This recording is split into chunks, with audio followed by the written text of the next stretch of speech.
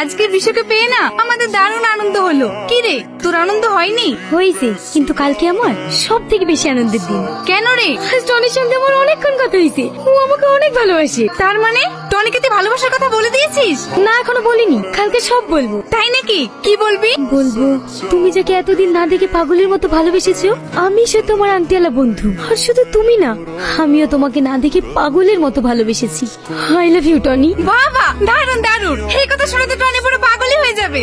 ওই দেখ, টনি আসছে। হে সালমা, আজ আমি খুব খুশি। যাকে আমি এতদিন ধরে ভালোবেসেছি, আজ তাকে আমি কাছে পেয়ে গেছি। তোকে না আমি বড় গিফট দেবো, কারণ তুই যেটা বলেছিলি সেটা আজকে সত্যি হয়েছে। ওই দেখ, আমার না দেখা ভালোবাসা। পাগলিটা আমাকে ফোন সুইচ অফ করে না, খুব জ্বালিয়েছে। তুমিও কি আমাকে কম জ্বালিয়েছো নাকি? মাহিনুর, তোমার সাথে পরিচয় করে দিই, এই সেই সালমা। তুমি সেই সালমা যে আমাদের কবে দেখা হবে না হবে তার ভবিষ্যৎবাণী করেছিলে? তার জন্য থ্যাংক ইউ। সবার সাথে তো পরিচয় হলো, ওদিকে আবার আব্বু ফোন করেছিল আমাদের বিয়ের দিনখান নিয়ে কথা বলবে তো। চলো। ঠিক আছে, চলো, আসছি।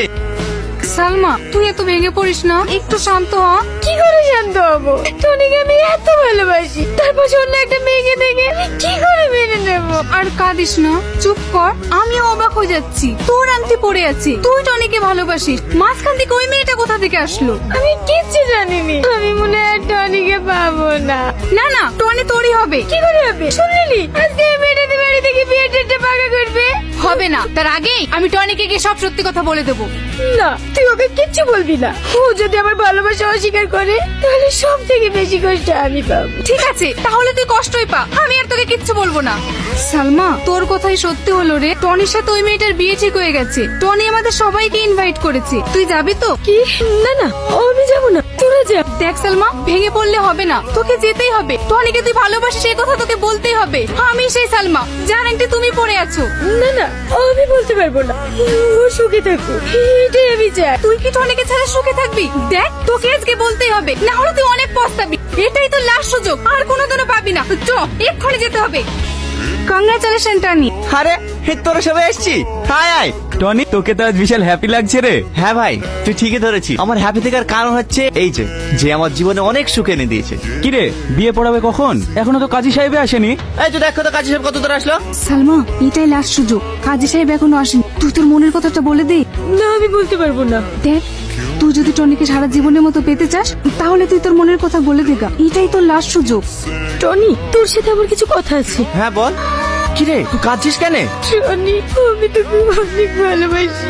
তুই এসব কি বলছিস? তুই ঠিক আছিস তো? আজকে আমার বিয়ে। আমি ঠিকই বলছি। তুই হাতে যে আংটিটা পরে আছিস, ওই আংটিটা আমার।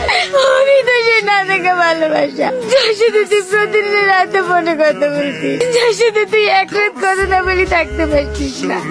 আমি তো সেই সালমা, আমি তোকে না পেলে বাঁচবো না টনি। তোকে আমি অনেক ভালোবাসি। কি হলো বোন, অবাক হচ্ছ? অবাক হওয়ার কিছুই নেই, তোমার টনি তোমারই আছে। মানেটা আমি বলছি, তুই নিজেকে অনেক চালাক ভাবিস, তাই না? আমি অনেকদিন আগেই জেনে গেছি যে বন্ধু আমাকে পাগলের মতন ভালোবাসে, সে আর অন্য কেউ না, সেটা হচ্ছে তুই। আমি আমার এই ফ্রেন্ডকে আমার সঙ্গে ভালোবাসার অভিনয় করতে বলি, যেন তুই যে আমাকে ভালোবাসিস সেই কথাটা তুই আমাকে নিজে এসে বলিস। তার মানে তুই সেই নাটের গরু পাটের শাক?